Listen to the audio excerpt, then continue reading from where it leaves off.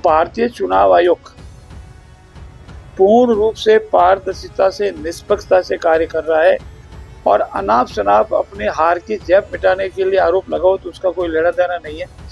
क्योंकि माननीय अशोक गहलोत जी के तो एक परिवार की ही पूजा आज तक कर रहे हैं, तो ऐसी स्थिति में चूंकि वो धीरे धीरे किनारे हो रहे हैं अपनी पार्टी में और सुर्खियों में रहने के लिए और एक परिवार की हाजिरी बजाने के लिए ऐसे स्टेटमेंट दिए, अपने पास अधिकृत है उसको आप मानो नहीं और अनाप शनाप अपने हार की जैब मिटाने के लिए आरोप लगाओ तो उसका कोई लेना देना नहीं है।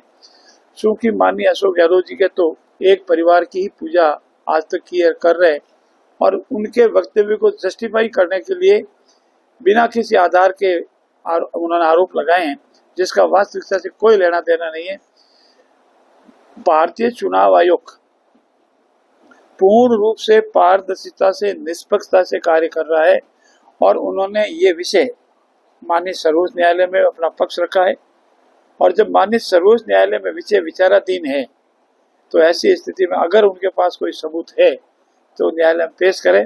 और उनका ये मानना है कि महाराष्ट्र में इस तरह से कोई बोगस मतदाता है या मतदाता चोरी हुई है तो क्यों न वो पब्लिक में आकर के वो पेश करते हैं, क्यों न शपथ पत्र पेश करते हैं जिसकी जांच हो जाएगी, जानबूझ करके सुर्खियों में रहने के लिए।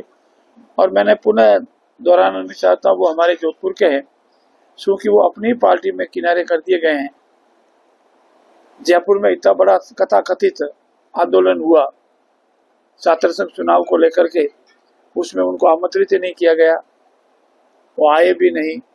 तो ऐसी स्थिति में चूंकि वो धीरे धीरे किनारे हो रहे अपनी पार्टी में और सुर्खियों में रहने के लिए और एक परिवार की हाजिरी बजाने के लिए ऐसे स्टेटमेंट दिए जिनका वास्तविकता से कोई लेना देना।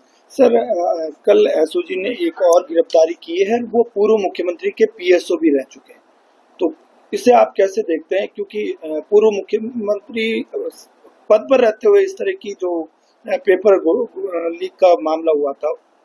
हमारी सरकार का पहला संकल्प था चुनाव से पहले चुनाव के बाद कि परीक्षाओं में कोई धांधली नहीं होनी चाहिए और परीक्षाओं में अगर धांधली हुई है तो उसको हम बेनकाब करेंगे। एसआईटी गठित की पहला निर्णय था और आज दिन तक जो जो इसमें इन्वॉल्व रहे हैं सबको पकड़े जा रहे हैं।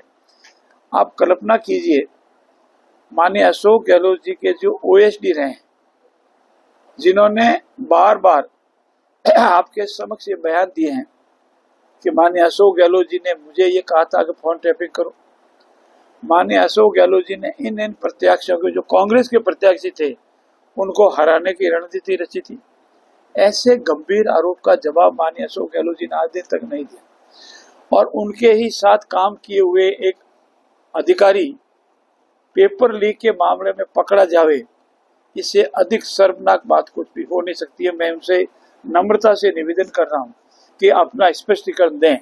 देश दुनिया की ताजा खबरें और वीडियोस के लिए अभी डाउनलोड करें पत्रिका ऐप।